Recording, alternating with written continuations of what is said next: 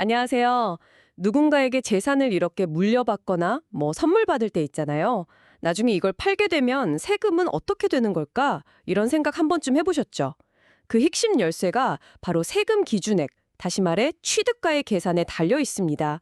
오늘 저희가 좀 깊게 파헤쳐 볼 내용이 바로 이거예요. 네, 맞습니다. 특히 그 미국 세법 1014조와 1015조 이 두 가지를 중심으로 볼 건데요. 상속받은 재산이랑 또 증여로 받은 재산, 이 둘의 세금 기준액이 이게 완전히 다르거든요. 실제 법조항을 보면서 최대한 알기 쉽게 한번 설명해 드릴게요. 여러분이 이 복잡한 세법을 좀 제대로 이해하시는 게 오늘 저희 목표입니다. 좋습니다. 그럼 먼저 상속부터 시작해 볼까요? 누군가 돌아가시고 그분한테 재산을 물려받았다. 이러면 이 재산의 세금 기준액은 어떻게 딱 정해지는 건가요? 이 아주 중요한 포인트인데요. 세법 1014조를 보면요. 보통은 이 상속재산 기준액이 돌아가신 분, 그러니까 피상속인의 사망일 당시에 공정시장 가치, fair market value라고 하죠. 그게 돼요. 이걸 흔히 step up in basis라고 부릅니다. 재산 가치가 그동안 아무리 많이 올랐어도 상속받는 시점의 시장 가격으로 기준액이 그냥 쾅춘 뛰어오르는 거예요. 와, 스텝업이요. 진짜 말 그대로네요. 그럼 예를 들어서 삼촌이 아주 예전에 한 1,000달러에 사셨던 주식이 있다고 쳐요. 근데 돌아가셨을 때 보니까 이게 10,000달러 가치가 된 거예요. 그럼 제가 그걸 상속받는 순간 제 기준액은 10,000달러가 되는 거군요. 네, 정확합니다. 1014조 A1항이 딱 그 원칙을 말하고 있어요. 그래서 만약 상속받고 거의 바로 그 10,000달러에 팔았다. 그러면 양도 차익이 거의 없으니까 세금도 거의 안 나오게 되죠. 이야, 이거 엄청난데요. 그럼 그동안 쌓인 이익에 대한 세금 부담이 확 줄어드는 거네요? 그렇죠. 수십 년간 보유해서 가치가 엄청 오른 자산일수록 이 스텝업 혜택이 정말 큽니다. 잠재된 세금 부담이 거의 사라진다고 볼 수도 있죠. 물론 아주 예외적으로 상속세 신고할 때 다른 평가일 기준으로 하거나 그런 선택 조항인 2032조나 2032조 같은 것도 있긴 한데요. 근데 그건 정말 드문 경우고 가장 일반적인 건 이 사망 시점 가치입니다. 네네. 그런데 자료 보니까 1014조 2항에 좀 까다로워 보이는 규칙이 하나 있던데요. 1년 안에 증여했다가 다시 상속받는 거, 이거 막는 조항 맞나요? 아, 그거요? 네, 예리하게 보셨네요. 그게 바로 남용 방지 규정입니다. 중요한데요. 만약에 누가 시세가 많이 오른 재산을 곧 돌아가실 것 같은 분께 증여를 해요.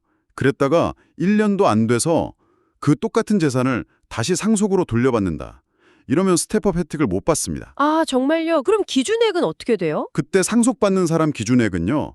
돌아가시기 직전 기준에, 그러니까 원래 증여했던 사람의 기준액을 그냥 그대로 따라가게 됩니다. 일부러 사망 직전에 기준액만 높이려는 꼼수, 이걸 막으려는 거죠. 와, 그런 안전장치가 있군요. 흥미롭네요. 자, 그럼 이번에는 좀 다른 경우 살아계신 분한테 받는 선물, 그러니까 증여재산으로 넘어가 보죠. 이것도 상속처럼 스텝업 이런 게 적용되나요? 아니요. 그게 완전히 다릅니다. 증여는 상속이랑 많이 달라요. 스텝업 같은 건 없다고 보시면 됩니다. 1921년 이후 증여의 경우에는요. 세법 1015조 A항을 보면 선물을 받은 사람, 수중자죠. 수중자의 기준액은 일반적으로 증여자의 조정된 기준액, 이걸 그대로 물려받아요. 증여자의 기준액을요? 네. 증여자가 그 재산을 처음 샀을 때 가격에 이것저것 조정한 금액이죠. 이걸 승계 기준액 캐리오버 베이스라고 합니다. 말 그대로 기준액이 승계되는 거예요. 승계 기준액이요? 아까 그 어머니 예시로 다시 가볼까요? 어머니가 1,000달러에 사신 주식, 이게 나중에 10,000달러 가치가 됐을 때 저한테 증여하셨다. 그러면 제 기준액은 10,000달러가 아니라 어머니가 사셨던 1,000달러 그대로라는 거죠? 맞습니다. 정확해요. 와, 그럼 제가 나중에 이걸 10,000달러에 팔면 1,000달러 빼고 9,000달러 전체가 양도이익으로 잡히는 거네요? 그렇죠.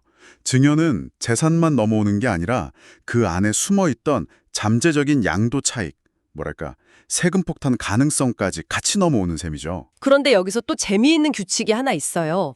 만약에요, 증여할 당시에 공정시정 가치가 증여자의 원래 기준액보다 더 낮았다면요? 낮았다면요? 그럼 어떻게 돼요? 그러면 나중에 팔아서 손실을 계산할 때는 그 낮은 공정시장 가치를 기준액으로 써야 합니다. 이 계산할 때랑 손실 계산할 때 기준액이 달라질 수 있는 거예요. 잠깐만요. 손실 계산은 또 다르다고요? 그건 왜 그런 거죠? 좀 헷갈리는데요? 예를 들어 볼게요. 아버지가 1만 달러의 주식을 샀는데 이게 글쎄 5천 달러로 폭락했어요.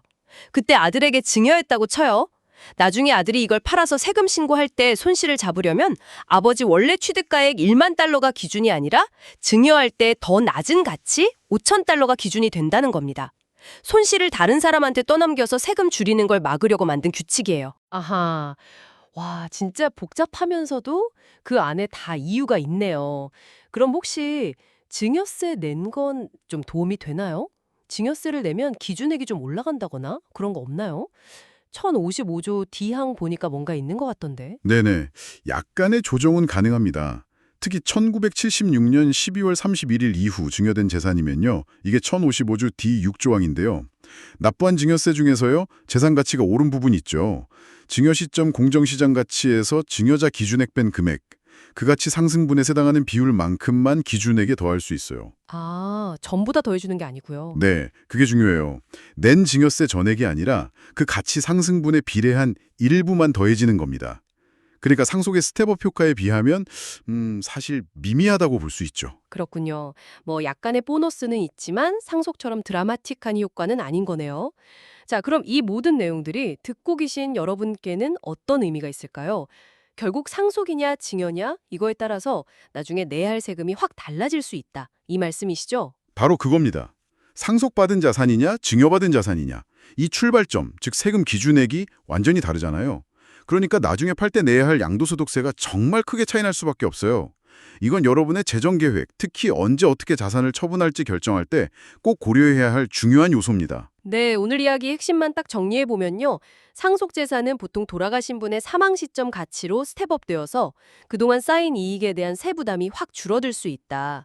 반면에 증여 재산은 증여자의 원래 기준액과 그 잠재 이익을 그대로 승계받는 게 기본 원칙이다. 물론 낸 증여세 일부만큼 약간 조정될 수는 있지만요. 네, 맞습니다. 마지막으로 여러분께 한 가지 생각해 볼 거리를 던져드리고 싶어요. 이렇게 상속이랑 증여의 기준의 계산법이 다르다는 사실, 이게 여러분이 자산을 다음 세대한테 어떻게 물려줄지 결정하는데 어떤 영향을 미칠까요? 그러니까 살아계실 때 미리 증여하는 게 나을지, 아니면 돌아가실 때까지 쭉 가지고 있다가 상속으로 넘겨주는 게 나을지, 이건 정말 자산 계획 세울 때 또 다른 아주 핵심적인 고민거리가 될 수 있다는 거죠.